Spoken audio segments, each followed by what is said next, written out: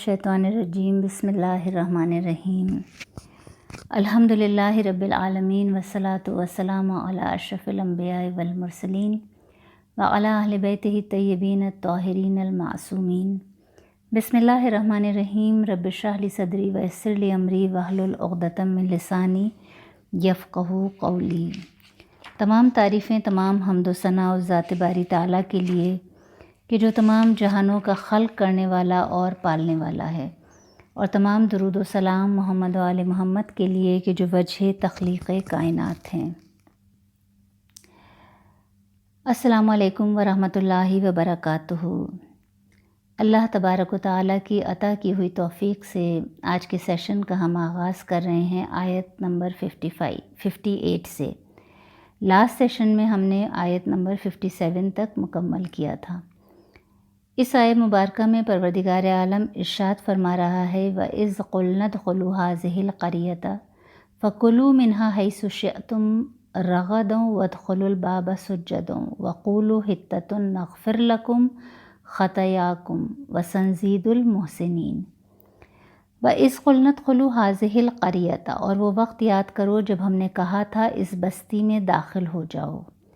فَكُلُوا مِنْهَا حَيْثُ شِئْتُمْ رَغَدًا، اور فراوانی کے ساتھ جہاں سے چاہو کھاؤ۔ وَادْخُلُوا الْبَابَ سُجَّدًا وَقُولُوا حِطَّةٌ، اور شہر کے دروازے میں سجدہ کرتے ہوئے داخل ہو جاؤ۔ وَقُولُوا حِطَّةٌ، اور کہو گناہوں کو بخش دے۔ نغفر لکم خطایاکم، تو ہم تمہارے گناہ بخش دیں گے۔ وسنزید المحسنین، اور ہم نیکوکاروں کو زیادہ ہی عطا کریں گے۔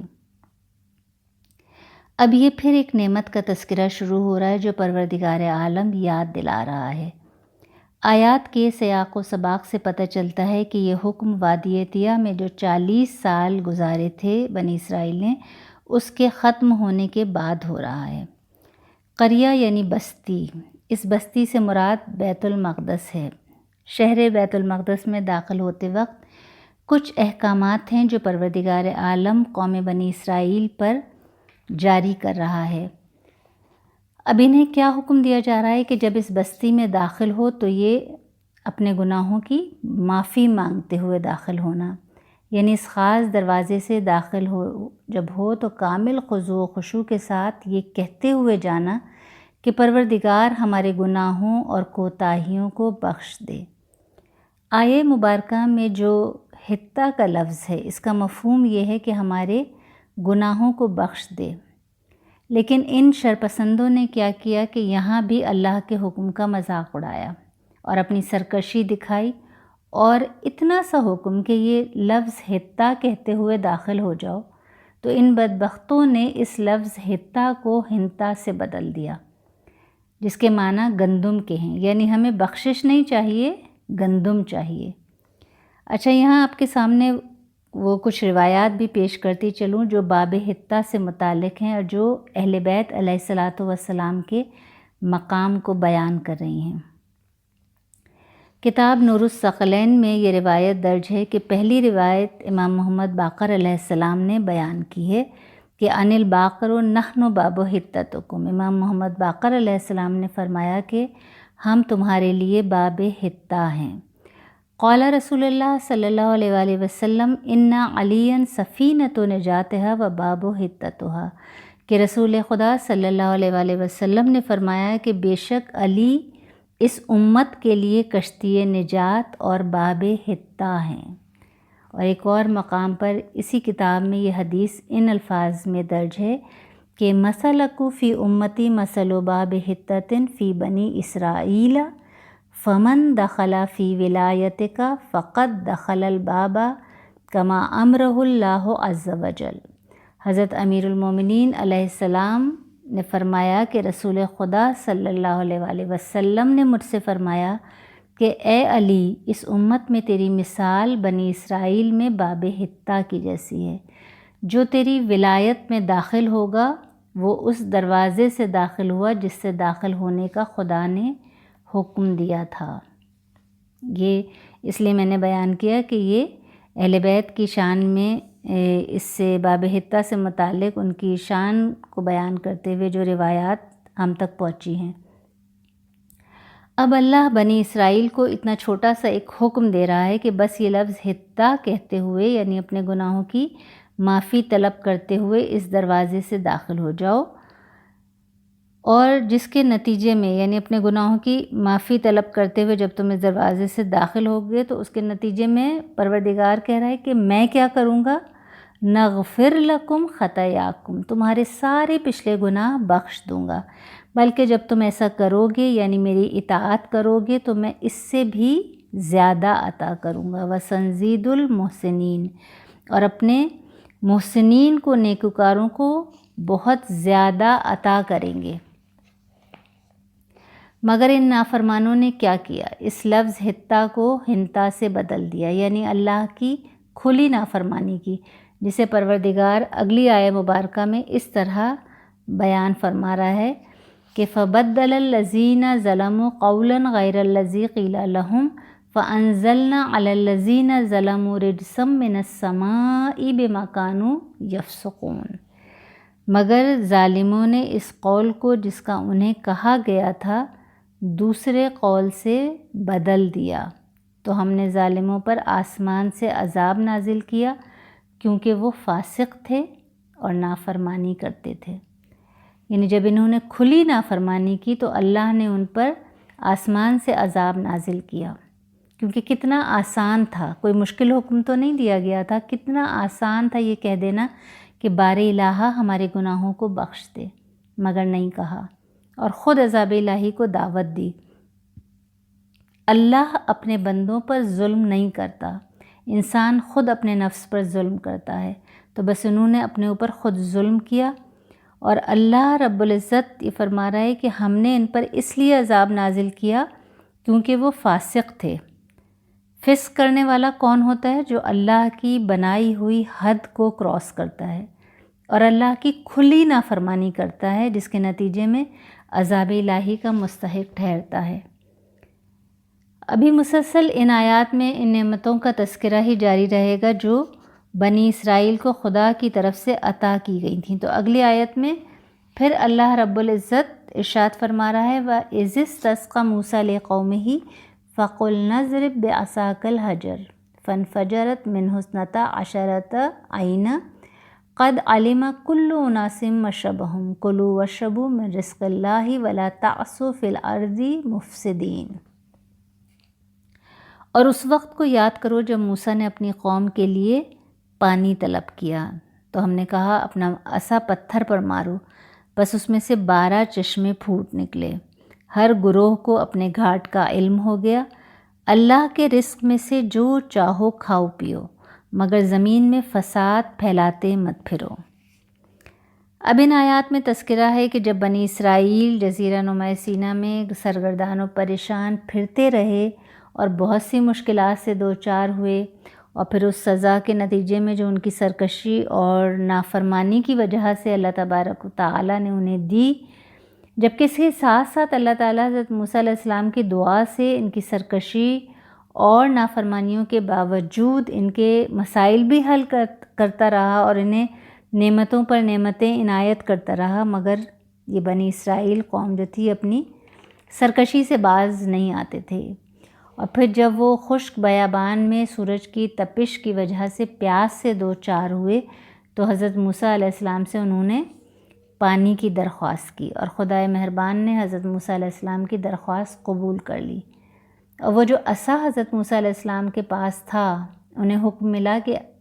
اپنے عصا کو ایک خاص پتھر تھا، کہا گیا ہے کہ اپنے عصا کو اس پتھر پر مارو، اور جب حضرت موسیٰ علیہ السلام نے اپنے رب کے اس حکم کی تعمیل کی تو اس پتھر سے 12 چشمے پھوٹ پڑے۔ بنی اسرائیل کے 12 قبیلے تھے، ہر ایک کے لیے ایک چشمہ مخصوص تھا۔ یہاں لفظ فن فجرت استعمال ہوا ہے، اس کا مفہوم ہے تیز اور زیادہ مقدار میں پانی کا نکلنا،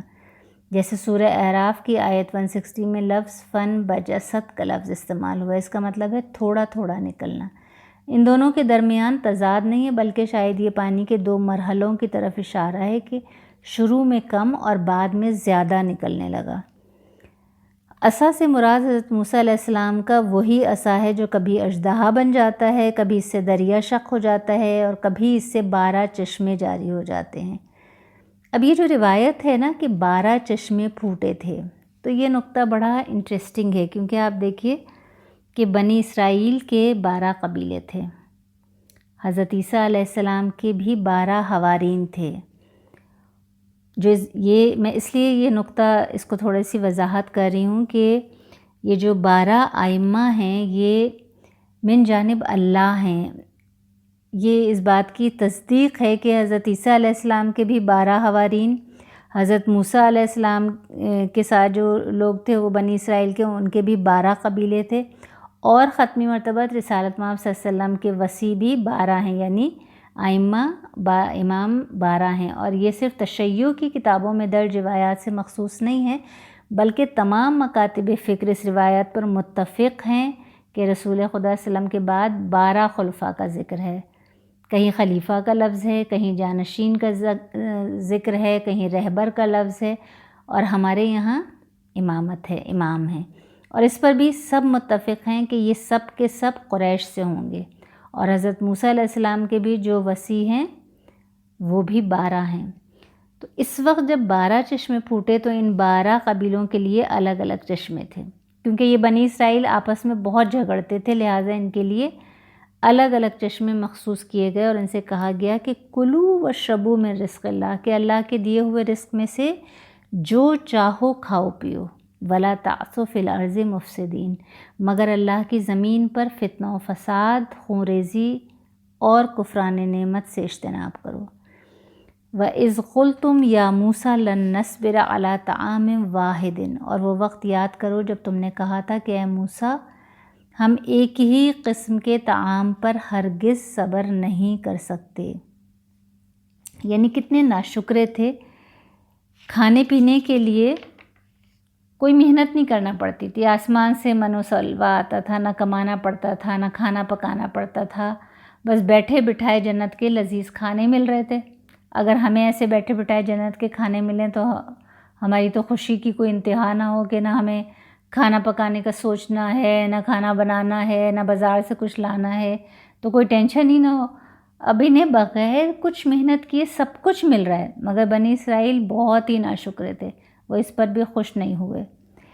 اور کیا کیا کہ فَادْعُ لَنَا رَبَّكَ يُخْرِجْ لَنَا مِمَّا تُنبِتُ الْأَرْضُ مِن بَقْلِهَا وَقِثَّائِهَا وَفُومِهَا وَعَدَسِهَا وَبَصَلِهَا، بس آپ اپنے رب سے کہہ دیجئے کہ ہمارے لیے زمین سے اگنے والی چیزیں فراہم کرے، جیسے ساگ، ککڑی، گیہوں، مسور اور پیاز۔ اب پھر اللہ ان کی نافرمانیاں یاد دلا رہا ہے، ناشکرہ پن یاد دلا رہا ہے کہ ایک اعلیٰ چیز کی جگہ ادنا کی فرمائش کر رہے ہیں۔ من و سلوہ میں کیا آتا تھا؟ تیتر، بٹیر، پرندوں کا، لذیذ پرندوں کا گوشت آتا تھا، اور لیکوڈ میں شہد نما کوئی لیکوڈ جو ہوتا تھا جو انتہائی لذیذ ہوتا تھا، اور جو بہت ایک جنت کی ایک بہترین غذا تھی۔ اچھا، اب یہاں ایک اور چیز پر غور کریں کہ حضرت موسیٰ علیہ السلام سے جب کچھ ڈیمانڈ کرتے تھے تو الفاظ کیا استعمال کرتے تھے؟ بے ادبی کی انتہا تھی کہ فَادْعُ لَنَا رَبَّكَ، بس آپ دعا کیجئے